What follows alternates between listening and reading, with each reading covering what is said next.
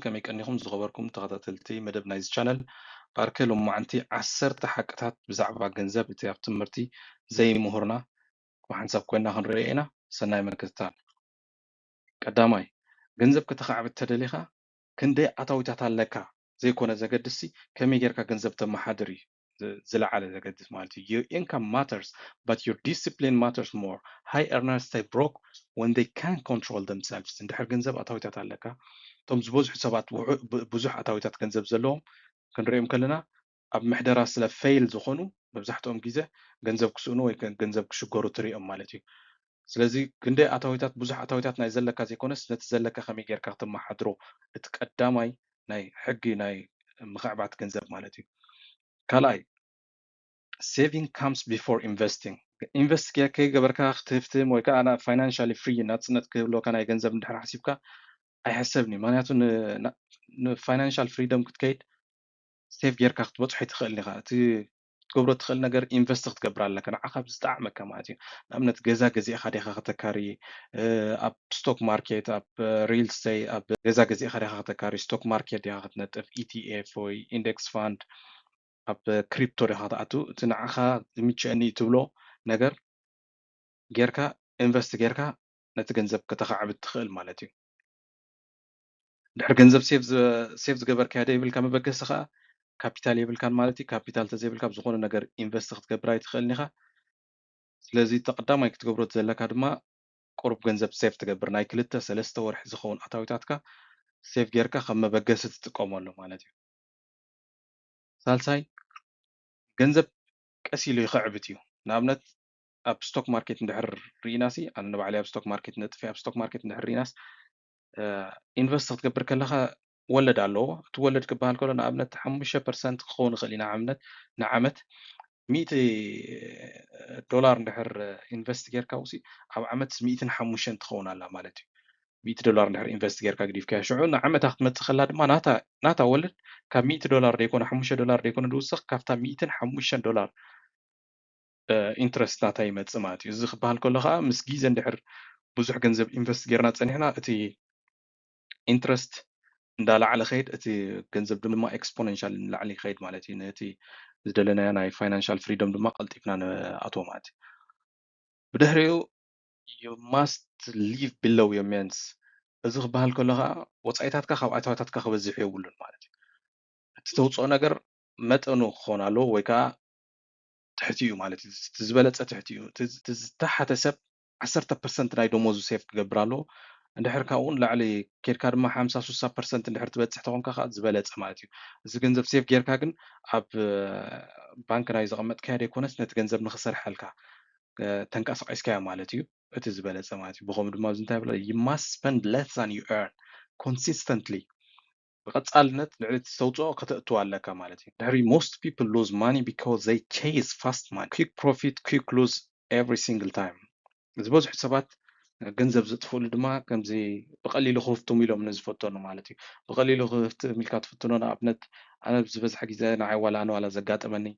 ኣብ ክሪፕቶ ካረንሲ በዓል ቢትኮይን ገለ ሓደ ሓደ ግዜ ንላዕሊ ክኸይድ ከሎ ዋግኦም ንላዕሊ ኸይድ ሞ ኩሉ ሰብ ቢትኮይን ክብል ከሎ ኣብ ከምኡ ሓደ ግዜ በዓለይ ቢትኮይን ገዚአ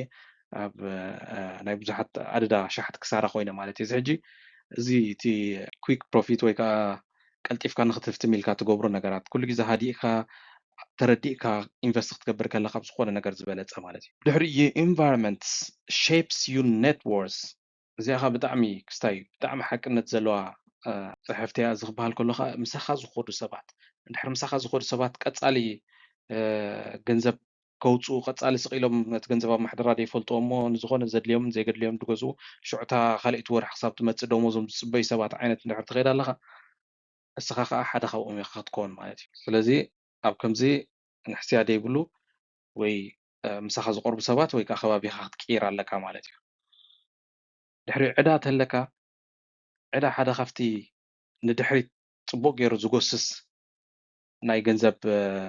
መዋጥሮ እዩ ማለት እዩ ድሕሪ ዕዳ ኣለካ ብፍላይ ኢንትረስት ኣለዎ ብፍላይ ወለድ ኣለዎ እታ ቀዳመይቲ ክትግበር ዘለዋ ንዕዳኻ ነቲ ወለድ ዝለዓለ ወለድ ዘለዎ ዕዳኻ ቀስ ብቐስ ከፊልካ بدحري تناتكا جورنيز جمر ويكا تناتكا قعزو حديل كاخد جمر كاللخا مالتي كاونو نامنت اتاوتاتكا ختخعبت اندحر دلي خادما skills make you rich not luck زغبها الكل زخونة كورس توسد كافت زل خيدو موسكان لعلم توسد زخونة سيرتيفيكيت توسد تمهار قال قون سرحكا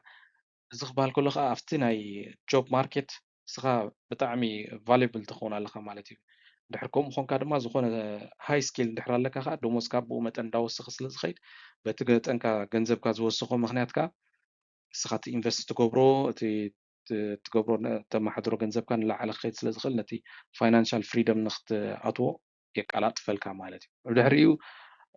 እዚኣ ሓንቲ ካብተን ኣገዳሲት እያ you need multiple income stream eventually ዝኽበሃል ከሎ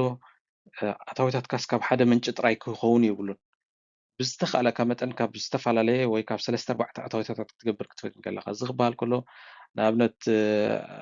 ፉል ታይም ጆብ ኣለካ ሞ ብድሕሪኡ ንእሽተይ ስራሕ ዲኻ ክትጅምር ወይ ኦንላይን ዝኾነ ነገር ዲኻ ክትሸይጥ ክትጅምር ወይ ዩቲብ ቻነል ከፊትካ ዲኻ ኣታዊትካ ከተኸዓበት ክትጅምር ብዙሕ ነገራት ክግበር ዝኽእል ኣሎ ጎኒ ጎኒ ስራሕካ ክትገብሮ ትኽእል ሽዑ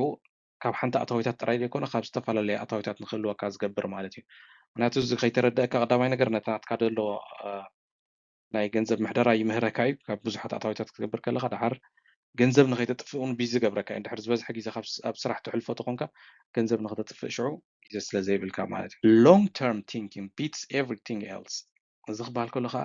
እንድሕር ናይ ምክዕባት ገንዘብ ተመፅኡ ትዝለዓለ ነዊሕ ኣንዊሕካ ክትጥምት ኣለካ ማለት እዩ ስፔሻሊ እዚ ናይ ኢንቨስቲንግ ክበሃል ከሎ ንኣብነት ኣብ ካምፓኒ ንስኻ ትጥቀመሉ ካምፓኒ ንኣብነት ፎልክስቫገን ማኪና ዝጥቀመላላትን ንዓ ክርኢ ክልኽተን ማካይን ፅቡቃት እየን ኣብ ፎልክስቫገን ስቶክ ማርኬት ናትን ኣብ ናተን ኢንቨስት ክገብር ክእል እየ እንድሕር ትፈትዋ ኮይነት ማኪና ብከምዚ ብቀሊሉ ነገር ንስኻ ትጥቀመሉ ነገር እንድሕር ቀፃሊ ክስታይ ክትገብር ቀፃሊ ሰብ ክገዝኦ ክእል እዩ ሰብ ክፈትዎ ኢልካ እንድሕር ተኣመን ኮንካ እቲ ስቶክ መሪፅካ ኣብኡ ኢንቨስት ምግባር ይከኣል ማለት እዩ እምበር ከስ ዝኽበርኩም ተኸታተልቲ መደብ ናይዚ ቻነል ንሎማዓንቲ ዝበልክዋ መደብ ኣብዚኣ ነይራ ናይ ቦትሩ ተኸታተልቲ ናይዚ ቻነል ክትኮኑ ላይክ ሳብስክራይብ ኮመንት ኣይፈለየና ክሳብ ዝመፅእ ግዜ ንራኸብ ሰናይ ቀነ